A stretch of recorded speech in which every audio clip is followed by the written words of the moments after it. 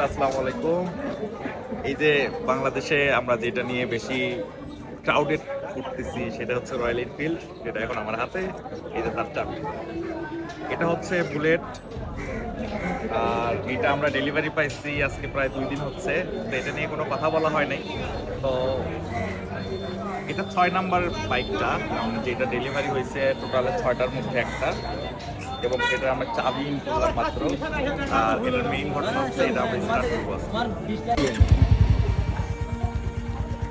Start হয়ে গেছে।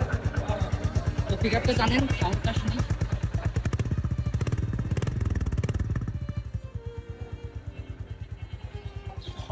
একটি দানব, যেটা এতদিন আমাদের কাছে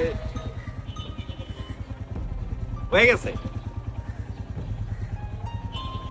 মানে প্রথমেই বাইকের যে প্রবলেমটা আমি লক্ষ্য করছি সেটা আমি বলবো। আর মানে বাইকের উপরে বসার সাথে সাথে একটা একটা প্রবলেম ফেস করলাম আমি। তো এটা হয়তো বা রাত আমরা পরবর্তী ভিডিওতে করবো নাকি, ভালো এবং মন্দ দিকগুলা। তো ততক্ষণ পর্যন্ত আমরা এটা চালাইতে থাকি আর এটার ফিলটা নেওয়ার চেষ্টা করি। ঠিক আছে বন্ধুরা, আল্লাহ হাফেজ।